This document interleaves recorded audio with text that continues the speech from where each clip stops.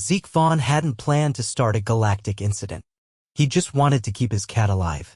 The space station orbiting Gliese 442b had strict rules about non-native species. But when Zeke's transfer orders came through, he'd smuggled in his cat anyway. Not out of rebellion, but because no way on Earth or off it was he leaving Muffin behind. Muffin was a 17-pound tabby with a face like an old librarian and the appetite of a linebacker. She was notorious back on Earth for breaking into pantries, intimidating neighbor dogs, and once taking down a Christmas tree in pursuit of a gingerbread ornament. Zeke had declared her as a low-risk emotional support mammal. Customs accepted that with a shrug. 3 days later, Muffin made galactic headlines. It started in the station's veterinary wing. Zeke stood in line behind a reptilian creature the size of a golf cart clutching Muffin in a carrier. She was calm, purring softly, her golden eyes half-lidded in that smug, content way she had when she knew she was about to be fed. The vet on duty was a gangly, gray-skinned alien named Drav who blinked sideways and spoke through a translator pinned to his chest. "You are here for vaccination update?" Drav asked, tilting his long head. "Yes. Also, she's been sneezing a little." "Might be a dust allergy," Zeke said, setting the carrier on the table. "Muffin, say hi." Muffin yawned. Drav leaned down to peer inside. "This is the creature?" "She's a cat. Domestic feline. Very common on Earth. Harmless unless you're a bird. I have read the dossier on felines. Sole 3 species, independent, carnivorous, emotionally manipulative." "That's not inaccurate." Drav opened the carrier door. Muffin stepped out with regal caution, sniffed the air, and immediately honed in on Drav's pocket where a pouch of nutrient treats was visible. She patted closer, tail up, purring louder. "She is emitting a vocalization. Is this an aggressive signal?" Drav's second set of smaller eyes focused on her, wary. No, that's purring. It means she's comfortable. Or hungry. Probably both." Muffin sat, stared up at Drav, then let out a single, drawn-out meow. Drav flinched. "She is verbalizing a demand. I mean, yes, she wants snacks." Drav slowly reached into his pouch and tossed a treat to the floor. Muffin pounced, devoured it, then looked up expectantly. "She has consumed the entire protein block in under 1.8 seconds, Drav said. "She's efficient." Drav backed up a step. "This level of focus. The rapid ingestion. It is similar to the predatory behaviors of the Vraskian sandhound." No, she's not dangerous. She's just assertive." Drav tapped his communicator. "Security, please dispatch a containment officer to Veterinary Bay 4. Zeke blinked. "Wait, what? Containment? She is exhibiting signs of apex-level food aggression. I must initiate protocol." Muffin licked her paw, utterly unbothered. "I promise you," Zeke said, holding up his hands, "she's not a threat." "She's just..." The door whooshed open. An insectoid officer in full containment gear entered, weapon drawn. Muffin, annoyed by the noise, hissed and puffed up. The officer fired a foam net. Muffin vanished under it with a furious yowl. "Hey!" Zeke shouted. "You can't just... She's a pet. She has reacted with hostility," Drav said. "She must be evaluated under Section 9 of the Interstellar Fauna Act. She sneezed. That's why I brought her in." Muffin thrashed under the net, claws slashing through layers of foam. The officer reloaded. Zeke stepped in front of the gun. "You shoot again, and I swear I'll file a complaint so thick your grandchildren will still be reading it." The officer hesitated. Drav gestured. "Stand down. The human has made a formal declaration." Muffin, victorious, crawled out of the shredded net and leapt into Zeke's arms, purring. The next morning, Zeke was summoned to the species risk boardroom. He arrived in uniform, Muffin in tow, hoping to explain everything away. Instead, he found himself standing before 6 aliens of various species, all staring at a large holoscreen showing Muffin mid-pounce, caught in high-definition security footage. "She is attacking," one judge said. "She is playing," Zeke replied. "She consumed an entire ration block. She was given it. She vocalized in a threatening tone. She asked for more. She shredded containment foam. She got scared. Lieutenant Vaughn said, the chair being a translucent blue creature named Vale. We have reviewed the footage, psychological assessments, and neural scans. Your feline has been labeled a Category 3 hazardous organism. Zeke stared. You labeled her what? She is hereby barred from unrestricted station access. She must be confined to a habitat enclosure and subjected to behavioral reconditioning. She's a cat. She's not a criminal. Her purring has been classified as a manipulative acoustic pattern capable of influencing non-human cognition. Zeke looked down. Muffin was grooming her paw, utterly indifferent. You can't be serious. Vale turned. I am told she has a history of destructive behavior on your homeworld. She knocked over a Christmas tree. Once. That is not insignificant. Zeke took a breath, requesting appeal. I'll prove she's not dangerous. Very well. You have 72 hours. Back in his quarters, Zeke paced while Muffin lounged on the bed, belly up.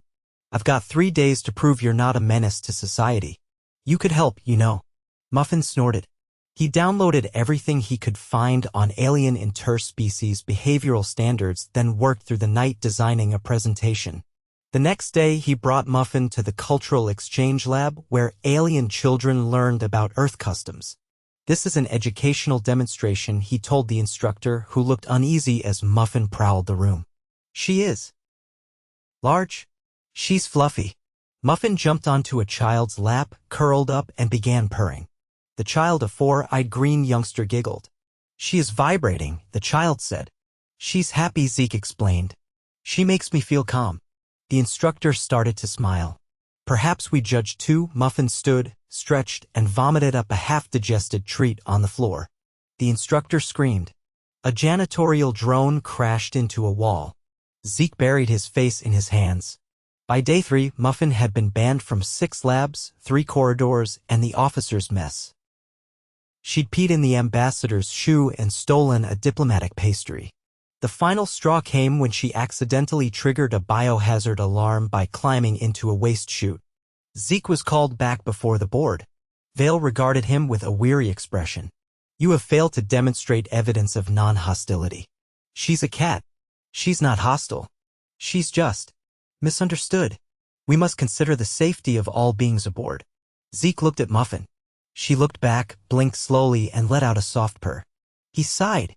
Then run your tests. Scan her. Do whatever you need. Just don't take her away. Vale nodded. Agreed. Muffin was taken to the xenobiology lab. Zeke waited outside for hours. When the doors opened, Drav emerged, looking rattled. She purred through every scan. We could not get a consistent neuro reading. Half the lab began feeding her snacks. One technician cried. She does that. We tried isolating her in an observation pod. She found a vent and escaped. She returned to the lab 5 minutes later with a piece of cake. Zeke blinked. Where'd she get cake? We do not know. At the final hearing, Vale held up a glowing tablet. After extensive testing, he said, we have concluded that Muffin is not malicious. She is, however, dangerously persuasive. Zeke nodded slowly. I can live with that. She is to be designated a controlled companion. She may accompany you, but only with a certified behavioral chaperone. You want me to chaperone my own cat? Vale looked at Muffin. She blinked at him, then purred. Yes. For your safety and hers. Zeke reached down and picked her up. You hear that, Muffin? You're officially a menace. Congratulations. Muffin purred louder. As he walked out of the courtroom, a station news drone hovered nearby. Lieutenant Vaughn, is it true your feline was officially labeled dangerous just for purring? Zeke looked into the camera. She didn't mean to cause trouble. She just wanted snacks. Muffin meowed for emphasis. The story hit every news feed in the quadrant. Within a week, Muffin had her own fan club, plush toys, and a limited-run snack brand called Danger Purrs. Zeke got reassigned to PR. He went quietly. Muffin, after all, had already claimed the chair. Zeke hadn't even finished his coffee when the medical officer at the door said, your cat triggered a diplomatic intervention request. He blinked. Sorry, she what now? The officer, a short, copper-toned being with stalk-like eyes and a hygiene mask that pulsed as it breathed, handed over a datapad. You're summoned to the Intercultural Wellness Committee. Immediately. The ambassador's consort had a stress event. They believe your companion is involved. Zeke rubbed his jaw. She's been asleep since last night. Apparently she was not. 2 corridors and an elevator pod later, Zeke entered a room that smelled like citrus and metal. It was furnished with floor cushions instead of chairs, and 3 aliens stared at him as he stepped in, each from species that didn't blink, which made their silent scrutiny feel like a low-level interrogation. Muffin sat at the center of the room on a cushion, tail neatly tucked, eyes half closed.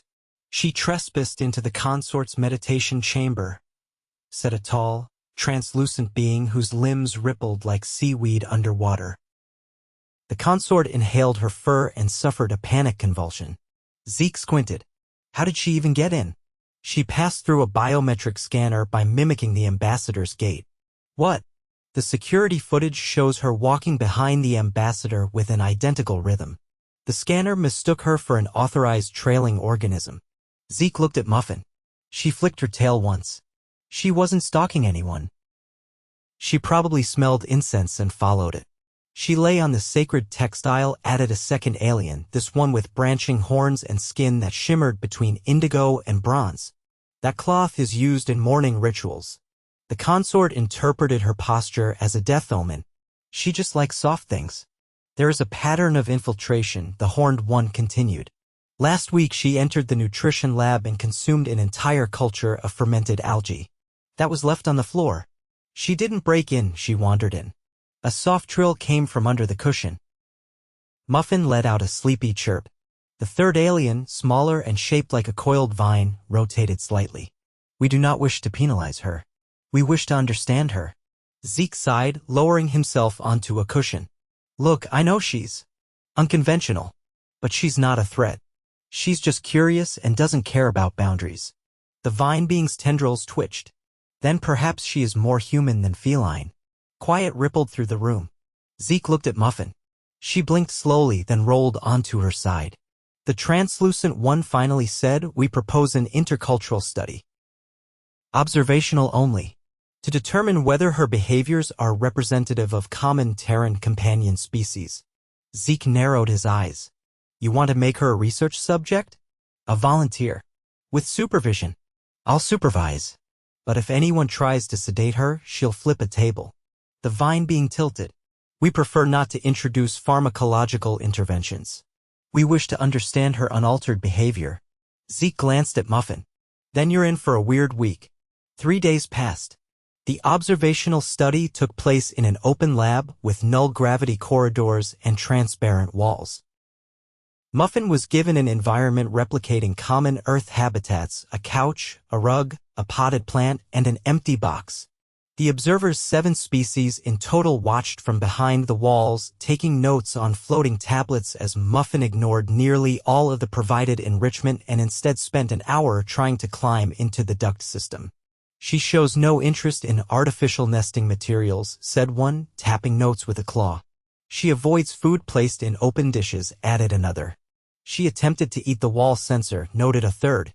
Zeke sat in the corner, arms crossed. Maybe if you stopped watching her like a zoo exhibit, she'd act normal. She is acting with deliberate intent, said a thin-spined observer. Observe now, she has chosen the potted plant. Muffin had, in fact, climbed into the pot and was rotating slowly, pushing the soil out with her back paws. Zeke winced. You might want to move that fern. She's going to poop. 5 seconds later, she did. The observers recoiled in synchronized horror. That plant is a medicinal symbol. She does this at home too, Zeke muttered. She has a litter box. Doesn't care. Later that evening, an emergency session was called. Zeke arrived late, carrying Muffin in the crook of his arm while trying to brush dirt off his uniform. She buried the remains with one of your data tablets, he said as he sat down. I'll pay for it. The horned delegate frowned at the image projected above the table, a still of Muffin mid-squat. This cannot continue. She is desecrating sanctified items. She's not doing it on purpose, Zeke said. She doesn't know your symbols. She chose the fern over the synthetic substrate. She picks what feels right. Try placing the substrate in a sunbeam. She prefers warm spots. The vine being tapped a tendril to its tablet.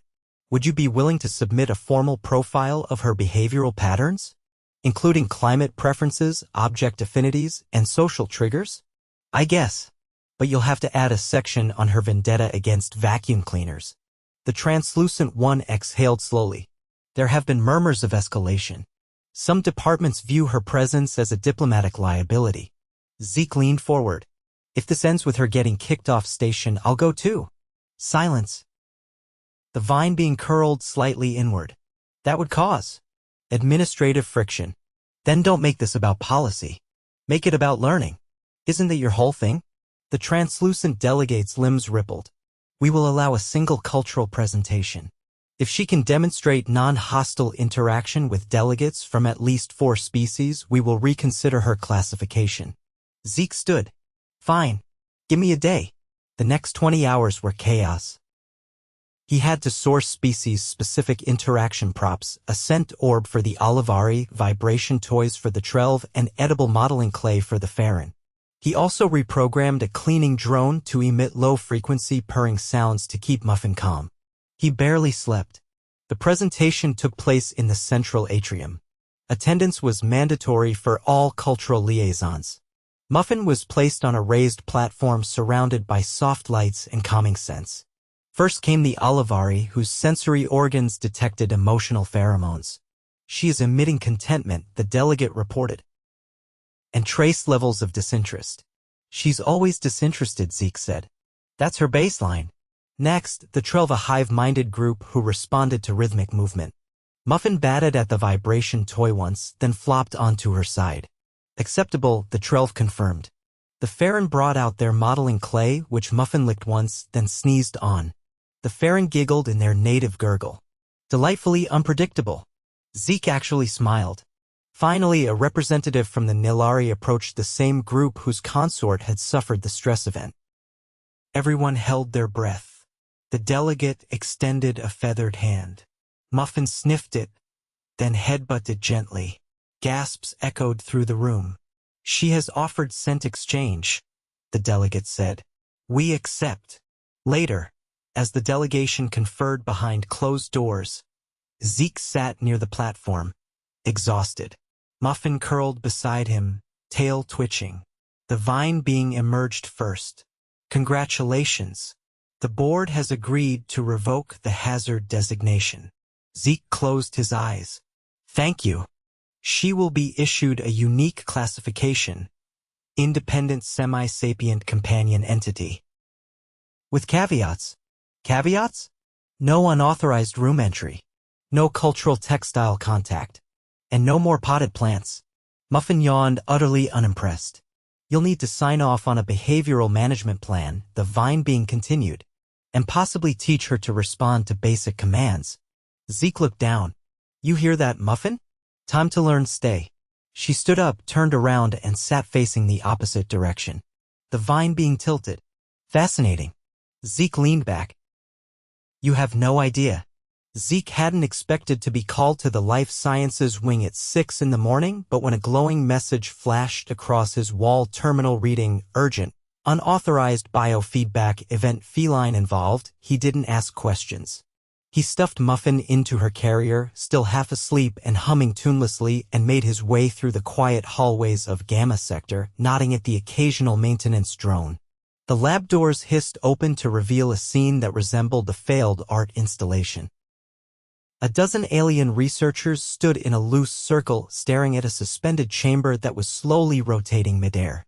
Inside it, Muffin sat on a silver cushion, eyes closed, tail twitching like she was dreaming of planetary conquest. A tall researcher with segmented limbs and a neck that swayed like bamboo turned to Zeke. We did not initiate the interface. Zeke rubbed his eyes. Interface? She activated the biofeedback cradle autonomously. The biometric relay was still online from the previous experiment. We were calibrating for neural sympathetic resonance in aquatic memory species. She's not aquatic, Zeke said. That is evident. The cradle adapted. She began transmitting a signal through the feedback loop. We thought it was noise. Then she altered the cradle's temperature regulation to mimic solar exposure. The researcher gestured toward a console where a waveform pulsed, slow and steady. She's purring into the loop, another alien added, this one with a body like braided cords. The machine translated it as a request for ambient warmth. Zeke leaned in. So you're saying she hacked your lab equipment by purring? We do not use the word hacked. But yes. Zeke crouched near the chamber. Muffin.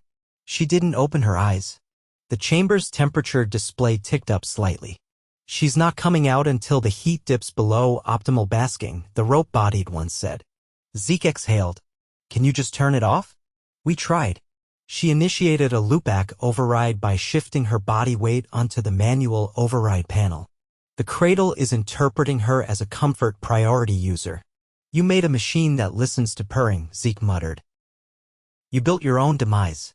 The bamboo-necked one unfurled a tablet. We would like to study the neurochemical triggers that cause this. We require samples. Zeke stood. What kind of samples? Saliva, for proteins, and excretions. I'm not collecting her poop again. It would be handled professionally. Right? Like the fern. There was a pause. The researcher's neck tilted 1 degree. That incident has been logged as a cultural misalignment. Still not doing it. Another researcher stepped forward. This one had soft bioluminescent spots down their arms and spoke with a slight tremble. We detected a secondary output during the session. An emotional harmonic. Zeke frowned. You're saying she's feeling something? She projected a resonance pattern we have only seen in bonded pairs of sentient mammals. It translated closest to satisfaction. The researcher blinked slowly. She was pleased. Well, yeah. You gave her a heated floating couch. That is not standard behavior in non-sentient species. Zeke folded his arms. You think she's evolving? Not evolving. But she is adapting. Rapidly. Her behavior mimics sentient preference-seeking patterns. She has learned to manipulate environmental controls. She's a cat. They do that. The rope-bodied alien gestured toward the console. We would like to scan your own neural rhythms for comparison. To compare the bonding loop. I'm not getting in your cuddle coffin. No immersion necessary. Just a headband. Zeke hesitated, then sighed and sat on the scanning bench. A thin filament circled his head, cold and slightly itchy. The machine hummed. Begin baseline, the bamboo-necked alien said. The console lit up. Zeke's heartbeat traced across the screen, steady but tired. Now speak to her. Zeke looked up. Seriously. Verbal bonding is a common mammalian interaction. Zeke turned toward the chamber. Muffin, what are you doing? You know you can't just hijack alien tech every time you want a nap. The waveform shifted. She is responding. I can't tell if she's listening or ignoring me. That may be the same thing. Zeke scratched his head. Look, I know she's a handful. But she's just doing what cats do. You guys keep treating her like she's a walking anomaly, but on Earth this is pretty standard. The bamboo-necked one frowned. Then your species has an unusually high tolerance for behavioral unpredictability. Zeke shrugged. We call it personality. Muffin finally opened one eye and let out a soft, warbling meow.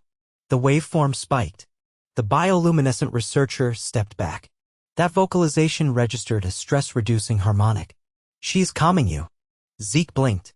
She's just saying hello. Perhaps. But it affected your neurochemistry. The filament retracted. The display dimmed. Zeke stood. So what now? The researchers exchanged glances. The bamboo-necked one finally spoke. We will catalog this as a non-malicious interface event. She is free to leave. However, we recommend installing a sensory lock on the cradle chamber. Zeke nodded. Yeah, do that. He opened the chamber door. Muffin stretched, leapt into his arms, and immediately began purring. As he walked out, another researcher tapped on his shoulder. This one was small and cube-shaped with retractable lenses. We have a request. Zeke turned. We would like a full behavioral profile of other Earth felines. To assess whether Muffin is unique or typical. Zeke rubbed his temple. You want to build a feline database? If others exhibit similar environmental manipulation, it may explain certain anomalies in Terran history. There are inconsistencies in your ancient architecture that resemble feline-centric design. Zeke stared. You're suggesting cats influenced human civilization? We are suggesting it is worth investigating. He walked away without answering. Back in his quarters, Muffin hopped onto the windowsill and curled into a loaf. Zeke stood by the wall, watching her chest rise and fall. The room was quiet except for the hum of the station and her soft, rhythmic purring. His wrist buzzed. A message popped up, feline classification, closed. Status, non-threatening, environmentally expressive. No further action required. Zeke tapped it off. He sat on the edge of his bunk and looked at Muffin. You win. She didn't move. He lay back, arms behind his head, and stared at the ceiling. No more hearings. No more petitions. No more species risk designations. Just a cat. And space. And whatever came next, though hopefully nothing that purred.